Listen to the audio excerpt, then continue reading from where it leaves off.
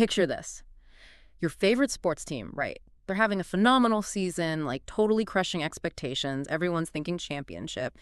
And then, bam, they totally blow it in the playoffs. It's a major bummer. And you know what? Today's deep dive, it kind of connects to that feeling.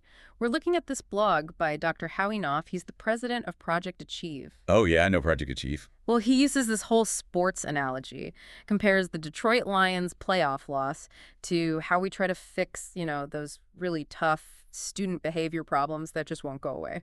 Interesting. So we've got the blog, I'm guessing some stats too, to really dig into this? Yep. We've got some recent survey data too, so should we jump in? Let's do it. It's a pretty clever comparison, right? Because at first glance, sports and education, totally different worlds. Yeah, totally. But the more you think about it, the more you see the parallels. Teamwork, leadership, strategy, those are crucial in both. And it feels super relevant right now with everything going on with student behavior. This Education Week survey we have, it doesn't paint a pretty picture. No, it's pretty worrying. It found that since 2019, the number of teachers who say they're seeing more misbehavior, it's jumped way up. Oh, wow. So how much of a jump are we talking? From 66% to a full 72% of teachers saying things are worse. And this isn't just a post-pandemic thing. It seems like a real trend. 72%. Whoa. So almost 3/4 of teachers are dealing with this. That's a lot. And it's not just the numbers, is it? The impact on teachers themselves. For sure. The survey talks about that too, how it's affecting morale. It's leading to burnout. It makes it harder to actually teach the curriculum. Exactly. It's this huge systemic issue. Okay, so back to Dr. Knopf. How does he make this connection between a football team losing and the struggles teachers are facing? Well, he looks at what happened with the Detroit Lions. They went from only winning 3 games in 2021 to winning 15 this past season. Talk about a turnaround, right? Yeah, that's huge. But even with that amazing progress, they still, they messed up in the playoffs. Yeah. And Knopf's argument is that what happened to them is kind of like what's happening in a lot of schools. Okay, I'm seeing where he's going with this. So, we've got a team like the Lions doing really well, but then they hit this wall. What's the lesson there? Knopf's saying that to really improve things, to make it last, you need a team approach, just like in sports. It can't be about blaming individual teachers or even individual students. It's recognizing everyone has a part to play. Exactly. Administrators, teachers, support staff, the students themselves. Everyone. So we're talking about the school team working together on behavior. But what does that actually look like on the ground? Who are the key players? Think of it like a really well-coached team. Yeah. Right? You've got your players on the field. Those are the teachers. They're working directly with the students. Okay, makes sense. Then you've got the coaches, I'm guessing. Yep. The coaches are the administrators. They're providing support, guidance, resources. And you can't forget the front office or the district leadership, setting the overall direction. Okay, yeah. Everyone needs to be working together towards the same goal, just like a real team. And speaking of teams, I bet having the right players is key. Knopf talks about new teachers, right? And how much they struggle. What's his take on that? He really gets into why they have such a hard time with classroom management. And he pinpoints a few reasons. The kind of training they get in college, how certain teachers are just, by their nature, more likely to send students for discipline. And he talks about how for new teachers, if they're not good at behavior management, they often just don't do well overall. So it's more complex than just a lack of experience. Definitely. There are these bigger systemic things going on too. He argues that the programs that train new teachers, they need to do a way better job of giving those teachers real-world, practical strategies for managing a classroom. Yeah, because it's like sending a rookie player out there without any coaching. It's setting them up to fail. Exactly. And to take that analogy further, even the best players, they still need a solid game plan. And that's where this blueprint idea comes in, right? Knopf says schools need this clear, research-based playbook to guide how they handle student behavior. Exactly. You wouldn't send a team out there without a strategy, right? No. Schools need that same level of planning. Okay, so what are some of the key plays in this playbook? What does it actually involve? Well, Knopf has these 5 components he says are super important for making a classroom successful. We'll dive into those more in the next part. But just to give you a taste, he talks about things like creating a really positive atmosphere, setting clear expectations, using the right kind of motivation and accountability. So rewards and consequences. Exactly. He talks about being consistent and, having a plan for those trickier situations that pop up. It sounds really comprehensive. It is. It acknowledges just how complicated student behavior is. And just like a well-designed playbook in sports, it sets you up for success. Hmm. But even the best playbook won't work without the right leadership. Oh, that's a great point. And it's a perfect segue to what we'll be talking about next. Knopf really stresses how important leadership is, especially principals, in creating that positive school environment. Absolutely. He argues that they need to be way more than just, figureheads. They need to be hands-on, involved in supporting teachers, setting the tone, creating a real culture of collaboration where everyone's constantly learning and getting better. So it's not enough to just delegate and hope for the best. Principals need to be right there in the trenches, working alongside their staff. Right. Just like a coach leading their team. And just like a coach needs to really know the game, school leaders need to be experts in teaching practices and how to manage behavior effectively.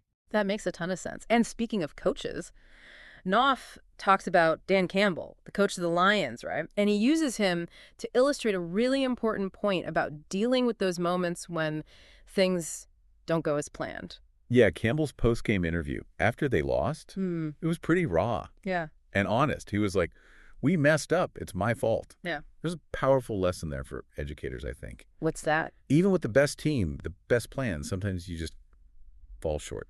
And it's okay to admit that. It's like we're not going for perfection, but always trying to improve. Knott's big on that. He says tomorrow's another day. But when problems keep happening, you need to really look at the team, the strategies, the leadership, all of it. Okay, so that's talent, the blueprint, strong leadership. What else is there? The culture of the school itself. That's what we'll be digging into next. It's a big one. So we've got talent, we've got a plan, we've got strong leadership. But what about the vibe of the school itself? Like the overall culture? How does that play into fixing student behavior? It's huge, honestly. People don't always see it, but culture is so important. Think about it. A team with amazing players. Right. Right? And they've got this brilliant playbook. They can still totally fall apart if, the team culture is bad. Right, if they don't work well together. Exactly. And schools are the same way. Okay, so we're talking about more than just motivational posters on the wall. What does this team first idea actually look like in a school? It's about creating that environment where everyone feels like they matter, they're respected, and they can actually, make a difference. It's about everyone feeling responsible for helping students succeed. And I mean everyone, teachers, administrators, the staff, even the students themselves. Yeah, they're part of the team too. Exactly. Just like on a football team, everybody has their role, but they're all working together. One person messes up, the whole team suffers. Right. But when everyone's supporting each other, that's when you win. I love that. Knopf talks about this greater good idea. How does that fit into school culture? It means recognizing that what you do as an individual, it affects the whole team. When you have this positive, supportive culture, it helps everyone do better. But if there's negativity and, people fighting, it drags everyone down. Makes sense. So how do you actually build that kind of culture in a school? Does it have to come from the principal? Or does it kind of happen naturally? You definitely can't force it. It's got to be organic, Leadership is important for setting the tone. But in the end, everyone has to buy in. It's all about building relationships, trusting each other, having that sense of purpose. Like, we're all in this together. You can't just tell people to care. No, it has to come from within. But how do you inspire that? It starts with communication, being open, working together, and recognizing when people do great work, celebrating those wins as a team. And when you have setbacks, you learn from them together too. I like that. So people feel valued. Yeah, exactly. And when you feel valued and appreciated, you're way more likely to want the team to succeed. It reminds me of those moments in sports where you see the whole team supporting a player who's having a tough time. Oh, yeah. That camaraderie, that shared purpose, that's what makes a team great. Yeah. And it's just as important in schools as it is on the field. This is awesome, but let's be real for a second. Schools are under a lot of pressure. Budget cuts, not enough teachers, standardized testing. How are they supposed to focus on culture when they're just trying to, survive? Oh, I totally get that. Huh. It's easy to think this is all just fluffy stuff when you've got real problems to deal with. But here's the thing. A positive culture, it's not a luxury. It's actually essential. It's what helps schools overcome those challenges in the first place. So you're saying that when you focus on building a good culture, schools actually do better, even with academics? There's a lot of research that says that's true. When people feel good about their work, and like they belong, they're more engaged, more productive, and they handle stress better. And when teachers are happier and have support, students learn better too. That makes sense. It's like when you feel like you're part of something bigger, you put in more effort. Exactly. And that effort can spread throughout the whole school. This is all connected now. Let's go back to those Lions for a minute. Incredible season, right? Seemingly unstoppable, and then bam, they lose their first playoff game. How does Knopf tie that to schools? He uses it to remind us that sometimes, even with the best people, the best plans, and a strong culture, things just don't go your way. Setbacks happen. It's like we shouldn't be aiming for perfection, but constantly trying to get better. Exactly. In the classroom, just like on the field. And that's where leadership comes in, right? Remember what Campbell said after the game? Oh yeah, we fell short. Taking responsibility. Powerful stuff. Knopf uses that as like a model for how school leaders should handle those tough moments. It's not about pointing fingers or giving up. It's about looking at what went wrong and figuring out how to do better next time. So even when the Lions lose, there's a lesson in there. Definitely. Knopf loves that Campbell quote, "Tomorrow is another day." But he also says that when problems keep coming up, you can't just ignore them. Right. You got to dig deeper. Ask those tough questions. Yep. Are the strategies working? Do teachers have enough support? Is the leadership effective? Is the culture strong? Whoa, those are some big questions. They are. But you got to ask them to find real solutions. Knopf's point is you can't keep doing the same thing over and over and expect a different result. If you want things to change, you have to be honest about what's working and what's not. Then you can make adjustments. So it's like a coach watching game footage, finding those areas where they can improve, and then changing the playbook. Spot on. That's what sets the best teams apart, that commitment to learning and getting better. So we've got talent, blueprint, leadership, culture. Is there anything else? The students themselves. We can't forget about them. Oh, right, of course. Knopf reminds us that students aren't just, passive bystanders in all of this. They're part of the team too. Yeah, we're doing all this for them. Their voices need to be heard. Exactly. And they need our help, that's for sure. But they also have to contribute to creating that positive environment. So it goes both ways. Teachers create a good culture, but students have to actively participate in it. Exactly. Mutual respect, talking to each other, being committed to success. That's what it's all about. This is really making sense, but I'm curious about the, how-to part. What can schools actually do to make all this happen? Well, that's where those 5 evidence-based strategies we talked about earlier really come in. Those are Knopf's roadmap for actually making a difference in classrooms. And that's exactly what we're going to cover next. Right. Playbook time.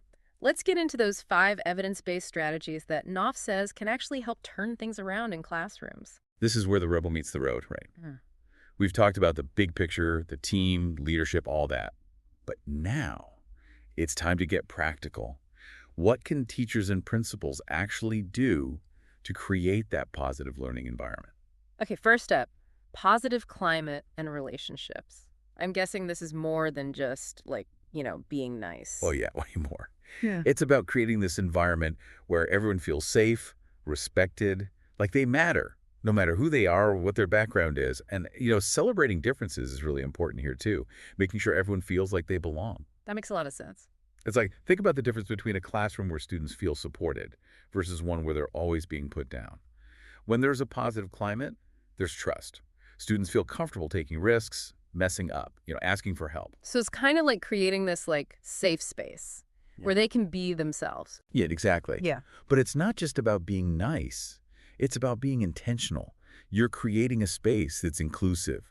You're fostering empathy. You're giving students ways to connect with each other. So it's really about building those relationships. And that creates a foundation for everything else. Okay, that makes sense. Strategy number 2 is explicit behavioral expectations. This one seems pretty obvious, but what's the Knopf twist? Well, he's a big believer in teaching those social emotional skills directly. It's not just about punishing kids when they do something wrong. It's about giving them the tools they need to make good choices in the first place. So actually teaching them how to, resolve conflicts, manage their feelings, communicate better. Yes. It's like, think about it. If you're teaching kids to play a game, you explain the rules first, right? Right. If they don't know the rules, how can we expect them to follow them? That's a good point. And then you've got clear expectations right from the start. Yep, exactly.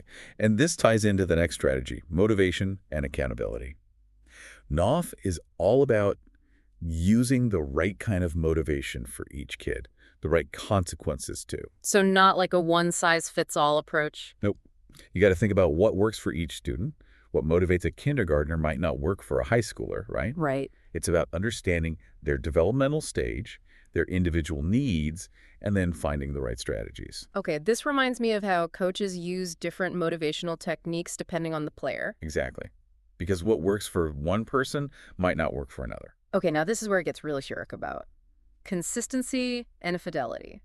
Knopf is really serious about sticking to the plan, even when it's hard. Why is that so important? Think of it like this. You're on a team, and the coach keeps changing the rules, in the middle of the game. It'd be a disaster. Total chaos. Classrooms are the same. Students need to know what to expect. They need consistency to feel safe. So it's about everyone being on the same page. Teachers, staff, administrators, everyone. Yep.